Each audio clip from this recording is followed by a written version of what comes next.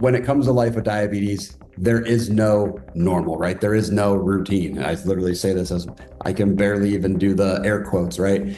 Because diabetes is constantly evolving. It's always adapting. It's always changing. There's never any sort of constant except for that there will be change. So if you have not yet embraced that part of diabetes, I encourage you to start getting comfortable with it because there's nothing that's going to just be standard, typical, etc. So welcome to the Your Diabetes Insider podcast, where we take all of the mysteries of blood sugar control, focusing on nutrition, exercise, and any of the other 40 plus factors that may impact your blood sugar. If you don't know me, my name is Ben Zeal. I'm a registered dietitian, certified diabetes educator, strength and conditioning coach, and I've lived myself with type 1 diabetes for over 20 years. And I am here to share everything that I have learned in both my personal and professional experience so you can live that incredible diabetes life. So get ready and let's dive right into today's episode.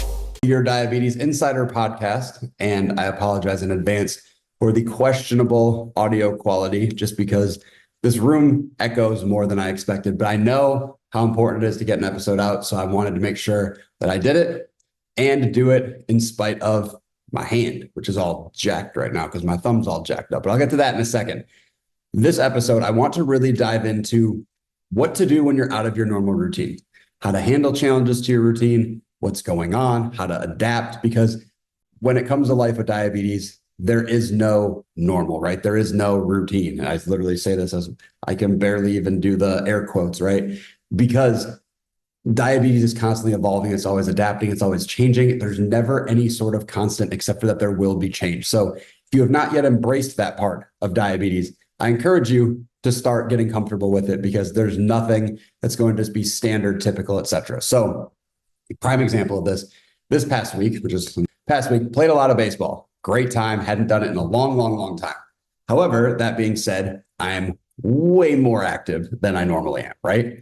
Because normally I'm working, I'm living my life, I'm getting my steps and I'm doing my workouts, but I'm not necessarily out there playing baseball for, 4, 5, 6 hours, having to warm up, having to cool down, having to make sure I fuel myself appropriately.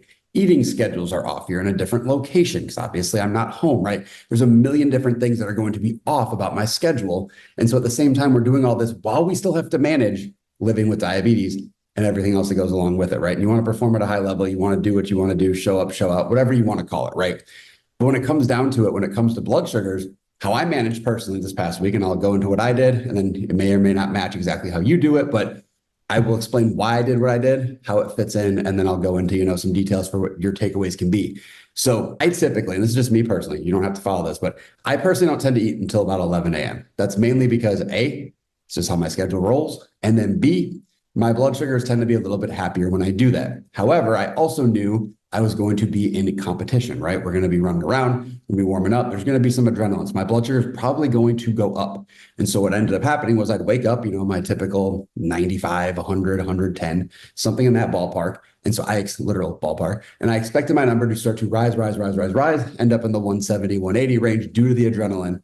And then knew that once that adrenaline wore off, there's going to be lunch and there's going to be another game in the afternoon. So I have to make sure, just for perspective, right?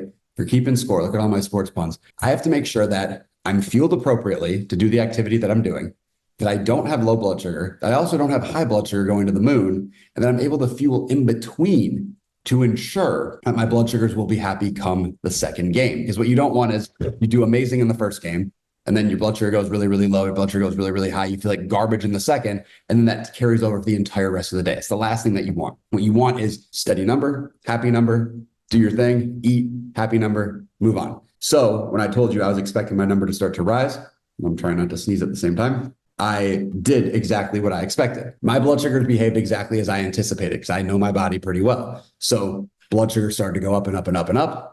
I had a small protein source ahead of time because I knew I needed something in my system. So I wasn't going to be eating for a while, but I needed something to help with the fuel. And then from there said, okay, at lunchtime, I'm probably going to be in the 150, 160 range, which I prefer to compete between 120 and 180. And then we're going to have lunch. I have to be cognizant of what I'm doing at lunch because I'm then about to go warm up again and go, have another game. And so a lot of times what I noticed was during my workouts with Amelia, when I would throw and I would run around, I'd be a crazy person, right? When I would do these things, what I tended to notice was my blood sugars would tank if I had insulin on board when it was in the afternoon. So as a result of that, when I'm coming down 160-ish, 150-ish, 140-ish after the game, the adrenaline's coming down, I would then have to intentionally adjust my dosing come lunchtime and make sure I had sufficient carbs on top of protein to make sure that I wasn't going to crash come the second game. And every single day, it was 3 days in a row without fail. In the afternoon, my blood sugars went coasting in the 90 to 120 range the entire second game.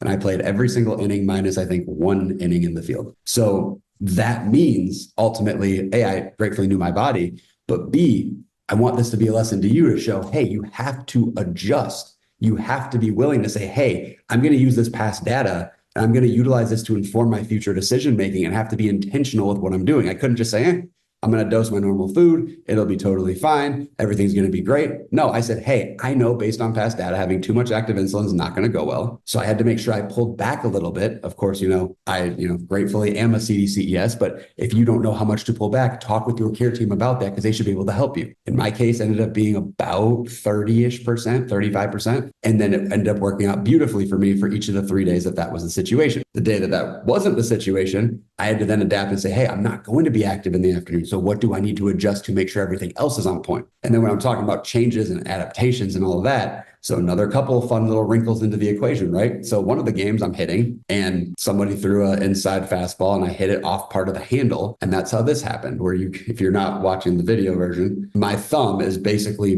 black and blue because I effectively overstretched the ligament. It jammed on the bat. It went all the force into my thumb and my thumb immediately started swelling. And I was like, oh God, I can barely grip a bat. I can barely grip a ball. This is super painful. And so that being said, that's a whole nother thing to think about from a diabetes standpoint. Because remember, not only are we thinking about managing blood sugars, but we're also thinking about, hey, how am I going to then heal? Because better blood sugars means this will heal faster.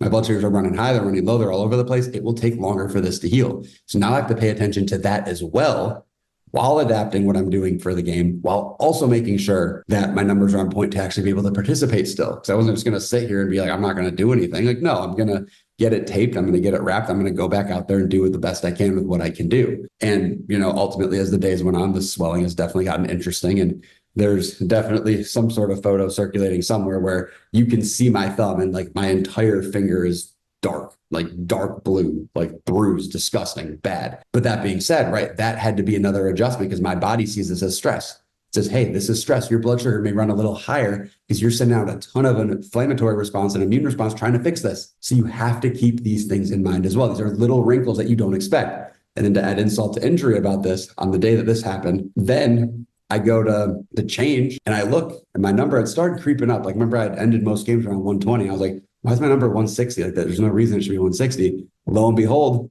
my sight is out. So then I have to say, okay, now I've got to change my sight. Now do I have to think about, well, how long was the sight out for? What do I estimate it was out for? How much insulin did I not receive because I don't have any background insulin because I'm not on injections?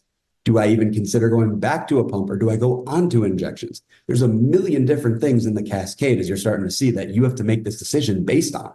And in this case, I said, you know what, the best and most effective approach right now is going to be replacing the basal with an injection and then putting in a new site. And if that didn't work, then I had backup plan and then I had another backup plan.